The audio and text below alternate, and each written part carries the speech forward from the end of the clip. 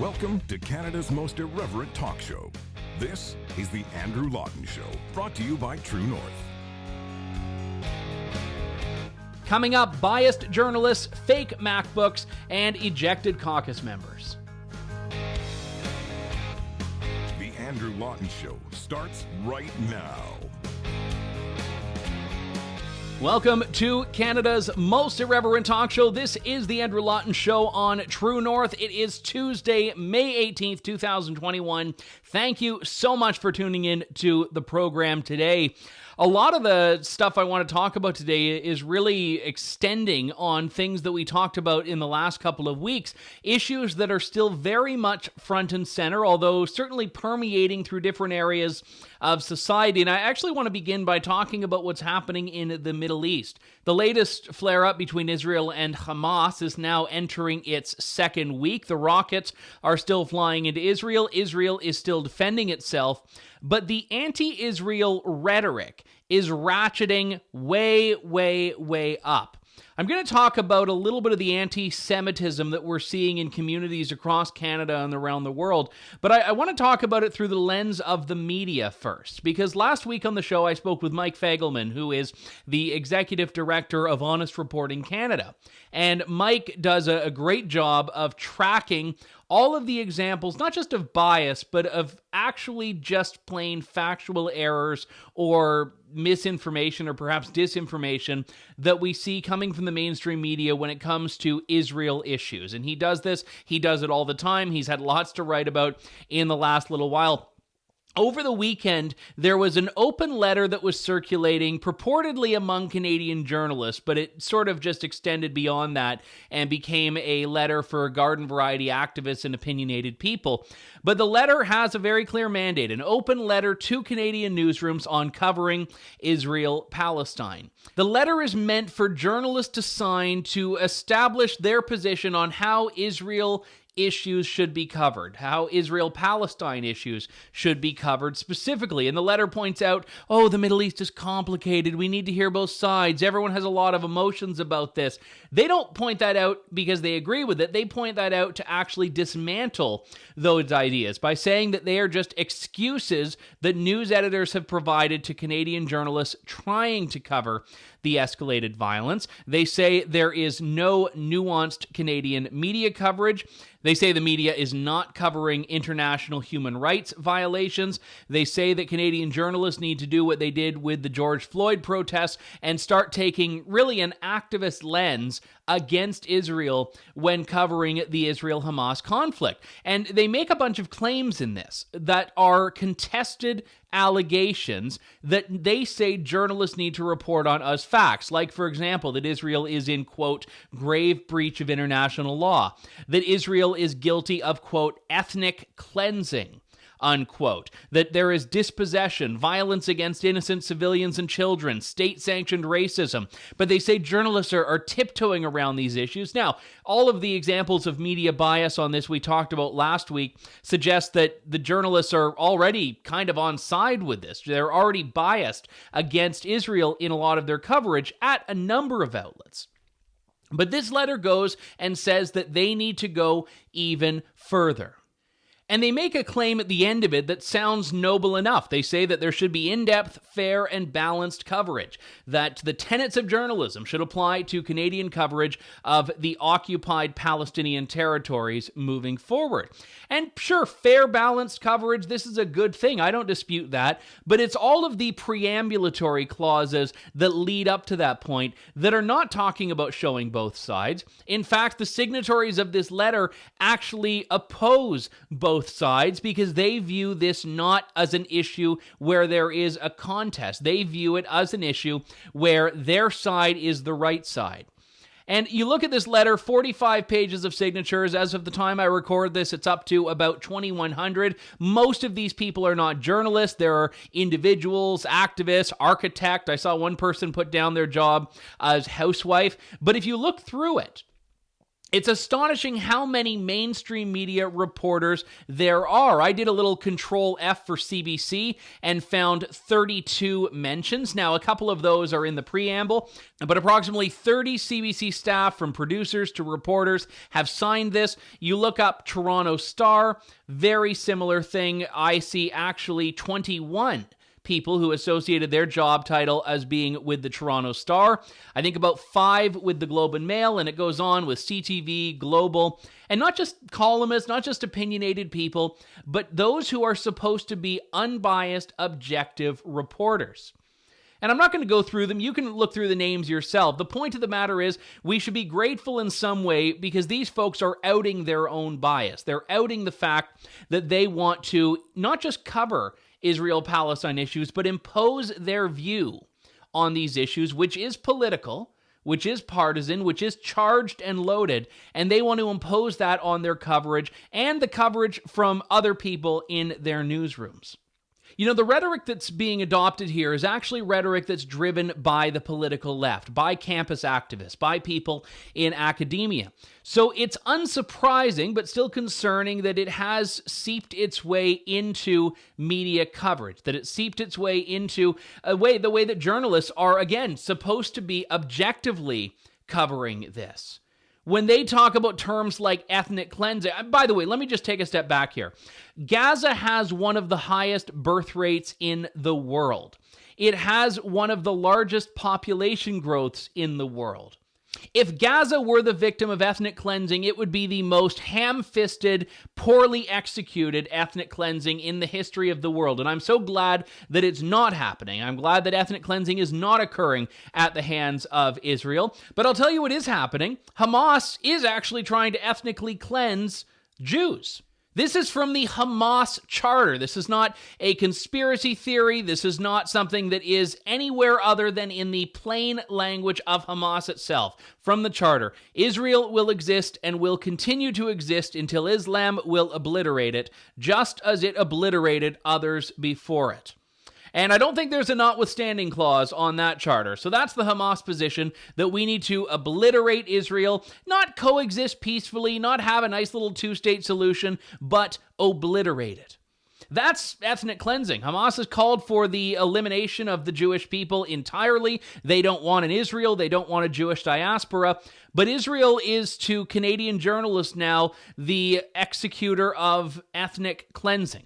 So I take a huge issue with that term, especially since Jews have themselves been on the receiving end of ethnic cleansing in the past. And if you look at a lot of the signs from pro-Palestine, pro-Gaza demonstrations across Canada over the weekend, it's not uncommon to see Israel linked to Nazism, which is incredibly offensive, but also in the current dynamic between Israel and Hamas, Hamas are the new Nazis, not Israel.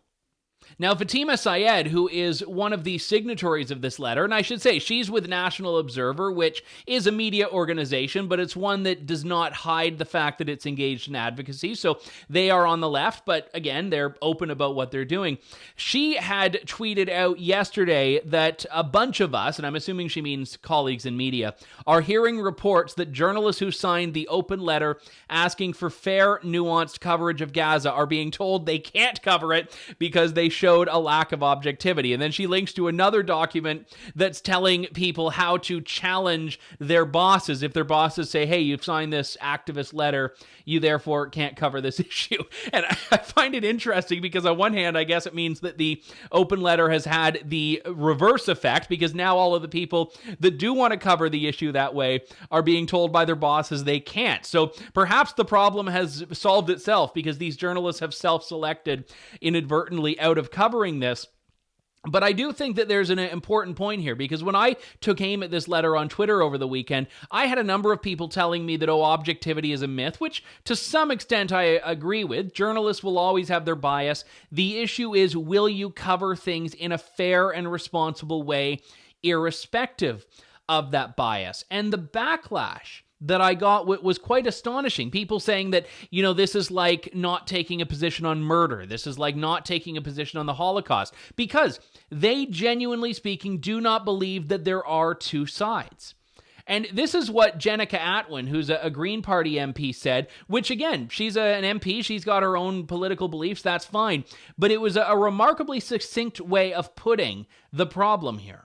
I stand with Palestine. There are no two sides to this conflict, only human rights abuses. And usually the statements you get from politicians are a lot more equivocal of, I want both sides to come. She's very frank. She says there are no two sides. And that's what a lot of Canadian journalists are saying as well.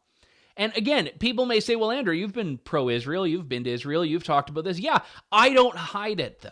I don't pretend that I'm presenting a balanced view when I speak about my perspective on this, my analysis, my research. I am pro-Israel. I think the facts support Israel, but I'm also incredibly aware and incredibly transparent about where I stand on this. The issue with the journalists who have signed these letters is that, well, they're owning up to it now to some extent, but these are the people in jobs that don't afford them the right to inject their opinion in fact, jobs that forbid them from doing that. These are people who claim that they are the arbiters of a neutral, objective truth, when in actuality, they are political hacks passing off a very wrong, in my view, but a very charged opinion as though it is a neutral, objective truth. And that's the problem with this. And most of these people have put their names to it. This one I found funny, line 143 on the letter, Anonymous of CBC Toronto. It's a reporter there who is either named Anonymous. I think it might be Turkish, if memory serves.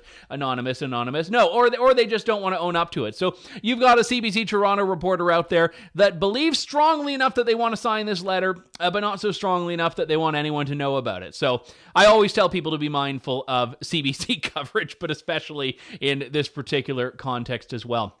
And it isn't just people in the media that are taking these positions. Also in politics, we have at True North a roundup of a number of politicians that have made some fairly anti-Israel comments, from the NDP to the Greens to the Liberals. But it's not limited to just those. There were a few MLAs in Alberta who decided to take aim at human rights abuses, and in at least two of those cases, they were completely uninterested in the violence against Israel at the hands of Hamas. Mohammed Yassin, who is a UCP, a conservative MLA in Calgary, said it was heartbreaking to see the escalating violence and breach of fundamental human rights in the Middle East, specifically in Gaza and the West Bank. The loss of life of innocent men, women, and children is never acceptable, even in war. I hope as more people are engaged on this issue that the violence will turn to dialogue and eventually a peaceful resolution. He has a right to believe what he wants, but it's a little bit of an odd position in the Conservative Party and the Conservative movement in Canada. And then there is Mickey Amory, who writes that he was disturbed by the events around Al-Aqsa Mosque. This is Israel in the midst of a rather violent riot, a demonstration, raiding a mosque during Ramadan, which was when the protests were taking place. He says the escalation and use of violence against innocent and unarmed Palestinian worshippers and civilians at Islam's third holiest site is indefensible. He says the government of Alberta does not have a foreign affairs policy, but as a humanitarian, a father, a husband, and on behalf of those I represent as MLA for Calgary Cross, I fully condemn this violence. He says it's our duty to speak out when human rights violations occur. He talks about injustices, social injustices, but then he calls on the federal government to intervene. So he is actually, as an Alberta MLA, calling for federal government intervention against Israel, because he says that Israel is committing rampant human rights abuses. He wants the federal government to get involved. And this is a fairly odd comment from an Alberta MLA to call for federal intervention in a conflict, when I don't even think we're hearing that from federal MPs who themselves have been very critical of Israel. Now, there was another MLA who's actually a minister who had posted a rather vague comment about human rights being human rights and we need to protect them. And I tried to get some clarification from her on what it was that she was actually saying. This was Minister Rajan Sawhney, and it did not get a response. Her press secretary just said to read her social media post, which was why I was so confused in the first place. Jason Kenney, Alberta Premier Jason Kenney, did a press conference, and I asked about this. His MLAs were, in one case, calling on the federal government to intervene in the Israel-Hamas conflict. I asked Jason Kenney what his position was, if this actually spoke for the UCP or for Premier Kenney. No, and I believe it's only one MLA who has made that comment. Andrew, as you know, provinces do not have foreign policies. Canada has only one foreign policy. My views about that conflict are very well known from my 2 decades in the federal parliament and my 10 years in the federal cabinet. But I make a very deliberate point of not freelancing into foreign policy. We ask one of the long-standing demands of Alberta is that the federal government stay out of our backyard in areas of our exclusive constitutional jurisdiction, and I have to reciprocate when it comes to their areas of exclusive jurisdiction, such as foreign policy. I will say this, though. I am concerned to have seen over the weekend a number of disturbing reports about anti-Semitic threats and behavior. There's a report out of Edmonton about an individual who claims that people came to his house, quotes, asking if Jews lived here. And we saw these apparently violent incidents in Toronto. So I find that abhorrent, and I condemn any expression of anti-Semitism in any part of this country, period. So Jason Kenney saying Alberta does not have a foreign policy, not for him, not for Alberta legislators to start dictating how the federal government should engage with the world. But he was very clear to say that he has a record on this that's very clear from when he was in federal politics, and he's always been a supporter of Israel, and also very clear to condemn anti-Semitism, which is very important. We're seeing in large numbers across the country right now. And just as an aside, that one case Jason Kenney mentioned of a video, that was from a longtime member of Edmonton's Jewish community, and he spoke about just this really bizarre experience he had. He was at his parents' house, I believe, and there was a car of pro-Palestine demonstrators, and they just asked, it sounds like rather nonchalantly, if any Jews lived in the area, which is just absolutely chilling. And I've talked to a number of people who genuinely feel unsafe as Jews in Canada. It is the last acceptable bigotry. A friend of mine, Laura Rosen-Cohen, has said quite famously now that everyone meets at Jew-hate junction. You've got people in different political groups, different religious groups, different ethnicities that all seem to, in their extremes, converge on hatred of Jews. And it is the last acceptable bigotry. Whenever anyone talks about hate crimes against Jews are always the most significant group, and yet the one that everyone talks about the least. It's all about Islamophobia now and all of that stuff. And I reached out to the offices of MLAs Yassine and Amory, and I said very clearly, which human rights abuses are you talking about? And specifically, will you also condemn Hamas, or do you condemn Hamas? And MLA Yassine's aide responded and said, can I get a phone number for you? Which I responded to immediately with my number. Never heard back. And MLA Amory's office did not respond at all. So two MLAs who were very critical of Israel, one more directly and explicitly than the other, nonetheless, and neither has responded to a very clear question, will you condemn Hamas? That's it. Will you condemn Hamas? Yes or no? If you can look at this conflict and not find it in yourself to condemn Hamas, that is a disgusting position that you hold. As I said on the show last week, whatever you think about Israel, whatever you think about the plight of the Palestinian people, whatever you think about where the blame is in a lot of the conflict, you cannot hold Hamas up as anything other than a group of terrorist thugs. Hamas is responsible for more Palestinian deaths than any other group imaginable, and that includes Israel. Hamas kills more people and puts them in harm's way than Israel ever could. And the reality of this is that anyone who refuses to condemn Hamas is doing it because either A, they believe with what Hamas is trying to accomplish, which is just disgusting in its own right. I remind you of the charter of obliterating Israel. Or it's because they don't want to take away from the complete contempt or hatred they hold for Israel. That's the only justification for not condemning Hamas. Either you agree with them or you just hate Israel that much you don't want to leave any wiggle room for anyone to think that you don't hate Israel.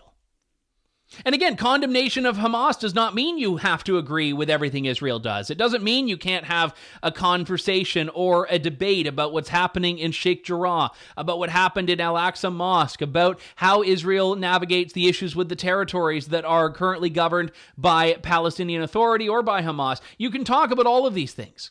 But if you can't accept as fact that Hamas is a terrorist group, which most free countries in the world, including Canada, accept, then you are not prepared to have an honest conversation about it. You're not prepared to have that nuanced dialogue that those Canadian journalists were calling for.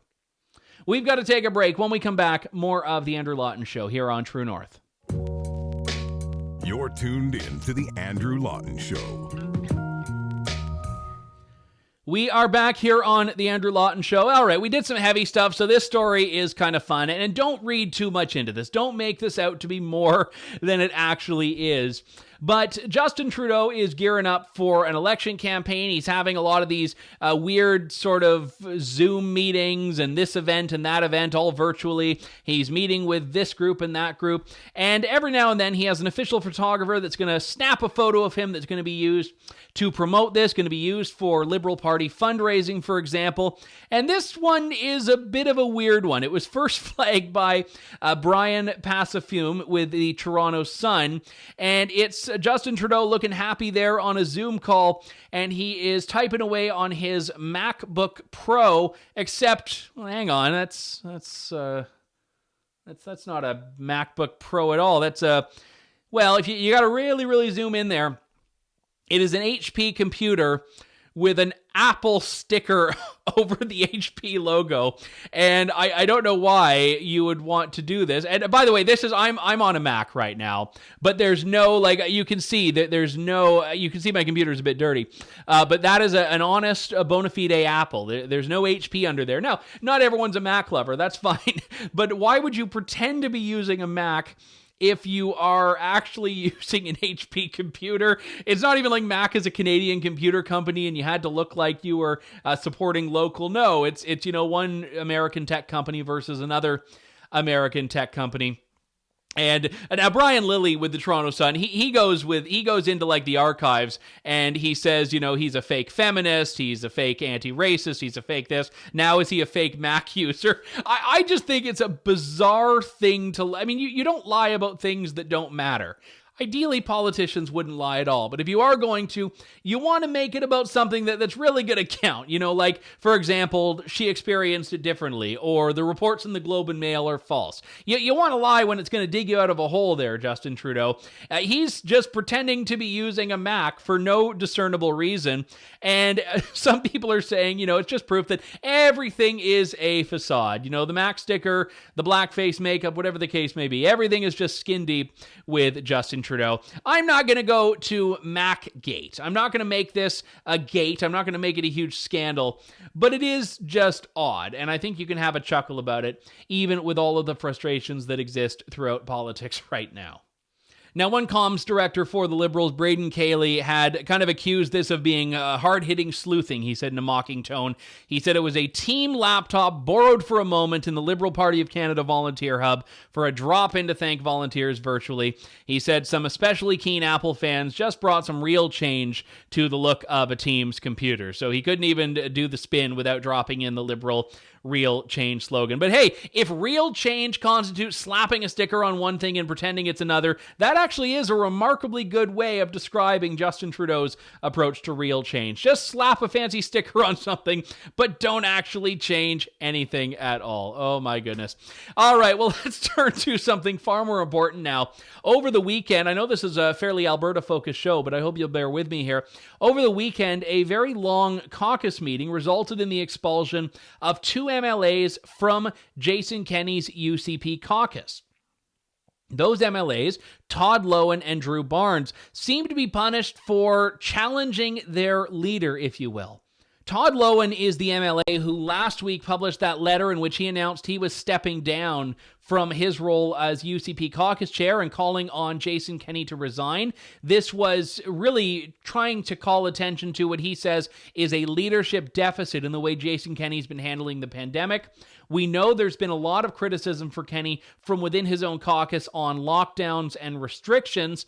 And Todd Lawton had said, listen, I cannot serve in this position. So this was something that triggered this marathon caucus meeting on the weekend. Again, 7 hours long by all accounts.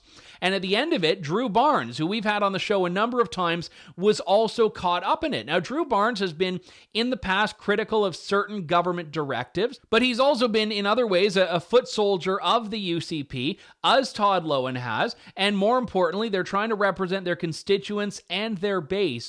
But that was not good enough. The UCP has ejected them from caucus and said that they were dividing the caucus, dividing the party.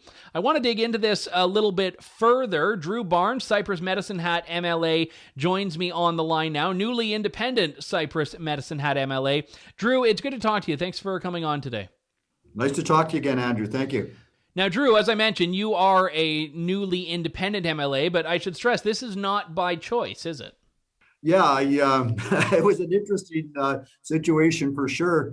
The premier, for about a year, had said that he welcomed public debate, he welcomed public discussion.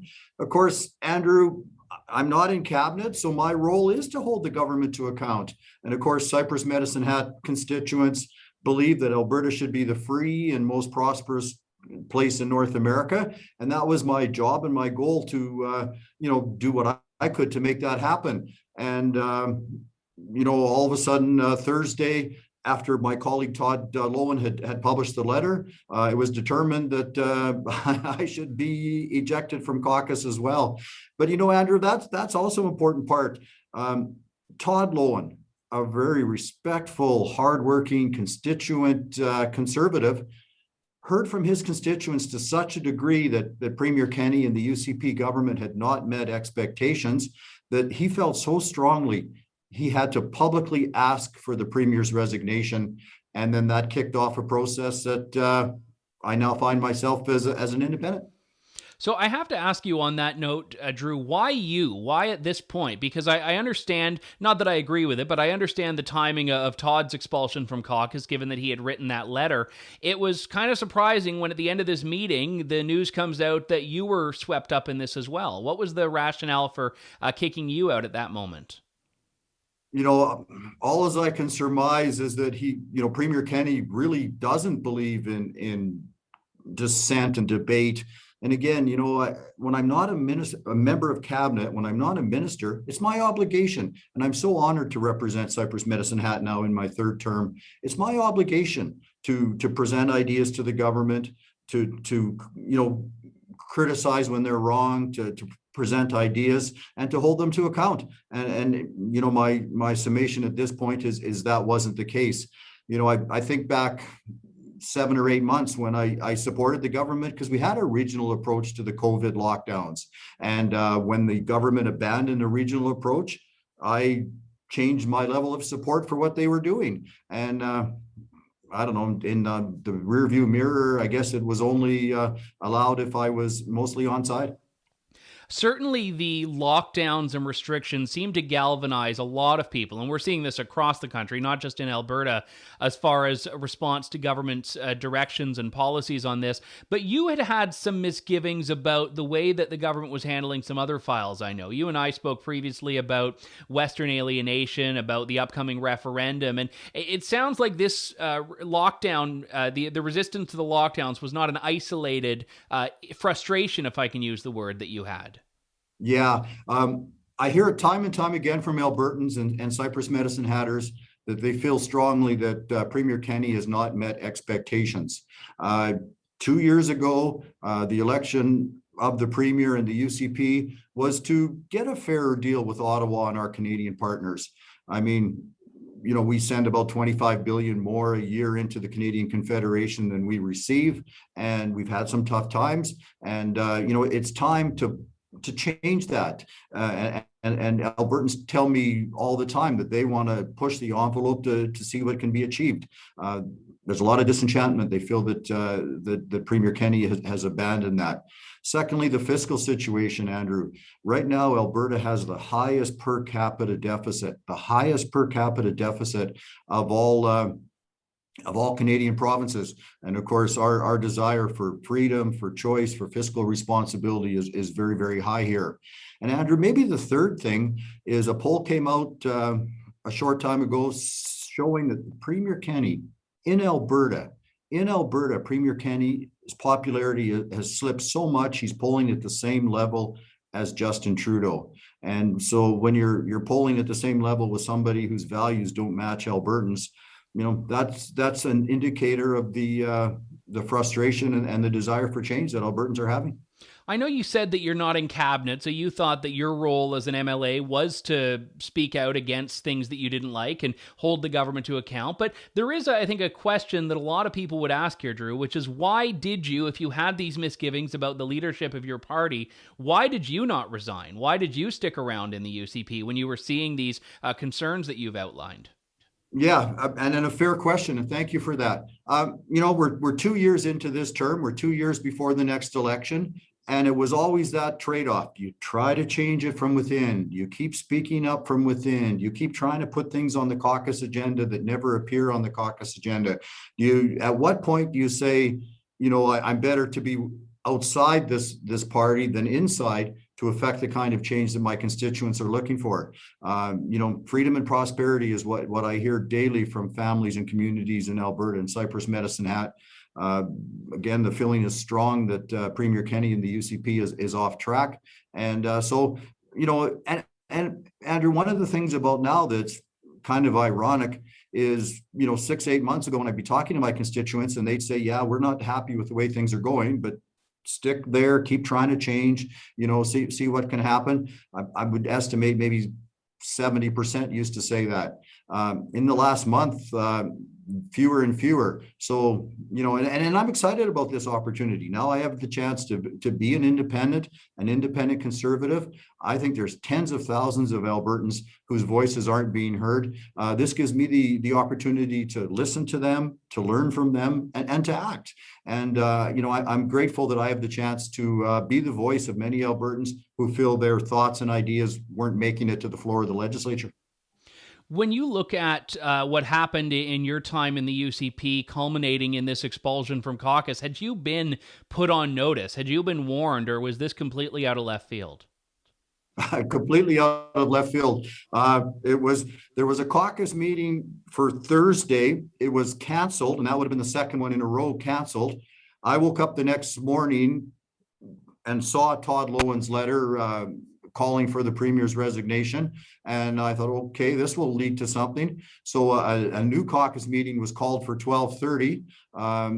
There was a little trouble getting it going. And about 5-1 when it started, the second or third thing was there's going to be a vote on ejecting Todd and Drew Barnes.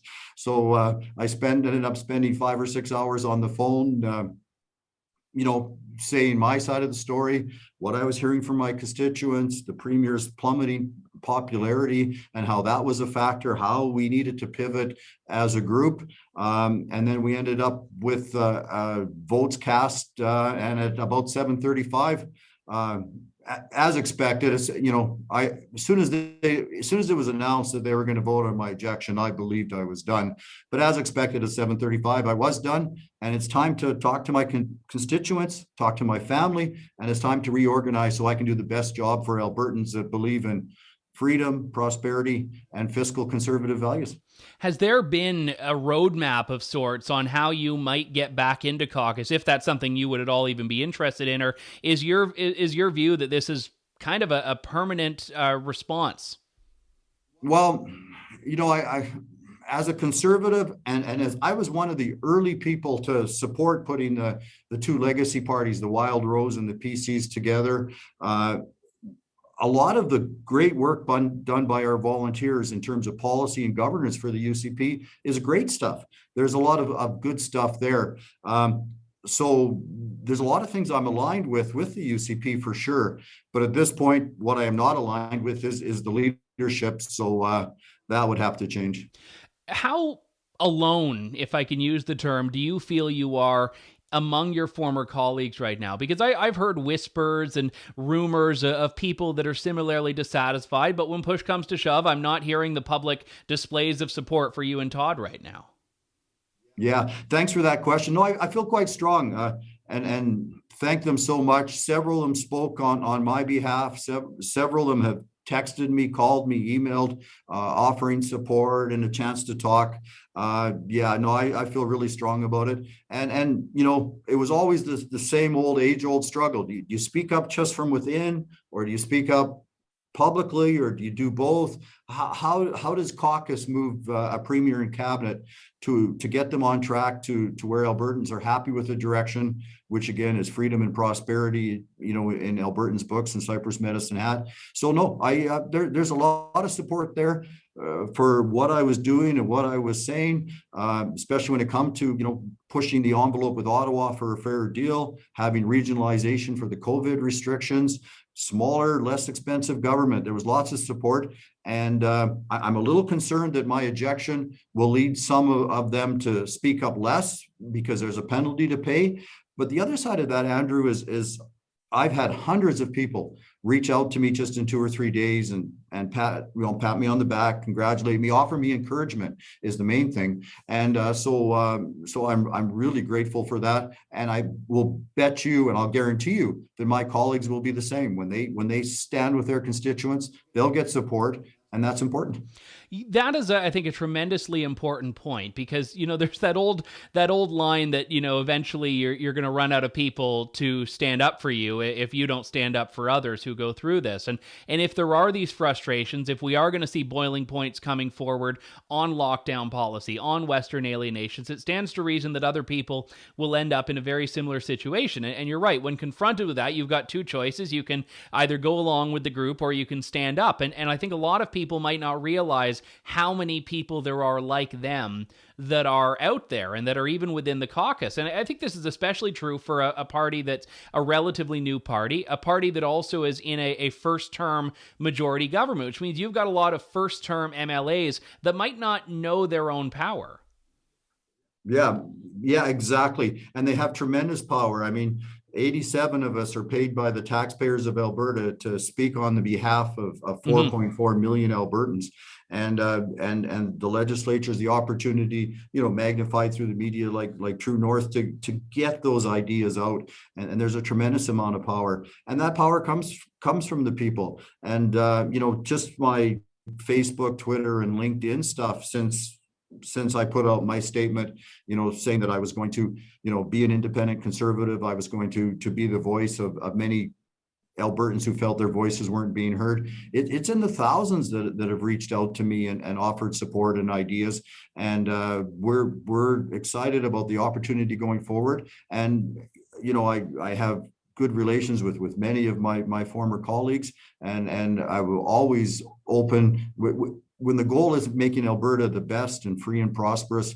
We all have our hearts in that same thing. So I'm optimistic. I'm excited that this will work out better for Albertans. Just moving forward, is your plan to continue to sit as an independent? Are you looking at joining the Wild Rose Independence Party or some other party? And I guess extending on that, what about the next election? Well, thank you. Thank you very much. First, I'm going to be talking to my family, my wife, and I have 3 adult sons. Then I'm going to spend as much time as possible talking to my constituency and see their preferences, their ideas, their decisions. I'm grateful that the people in WIPA, people in other parties have reached out to me and talked to me, and I'm certainly willing to hear their ideas and that kind of thing. But going forward, I'm going to be sitting as an independent, talking to my constituents, hearing what's important. And when it comes to the next election, you know, I'm so grateful that I'm in my 10th year, my 3rd term. I'm honored to represent Cypress Medicine Hat. And I feel strongly that I still have the energy, the ideas, and the desire to serve Albertans and to serve Cypress Medicine Hat. So at this point in time, I'm keenly still interested in in public service, and future might be a bit up and down and topsy-turvy the next little while. So let's see what happens. Newly independent UCP MLA for Cypress Medicine Hat, Drew Barnes. Drew, thanks so much for coming on today. Andrew, thanks for talking to you. That was former UCP MLA Drew Barnes, still the MLA, just not the UCP, one of two ejected over the weekend for speaking out against the UCP's leadership. That does it for me for today. We'll be back in a couple days' time with more of Canada's most irreverent talk show here on True North. This is The Andrew Lawton Show. Thank you, God bless, and good day to you all. Thanks for listening to The Andrew Lawton Show. Support the program by donating to True North at www.tnc.news.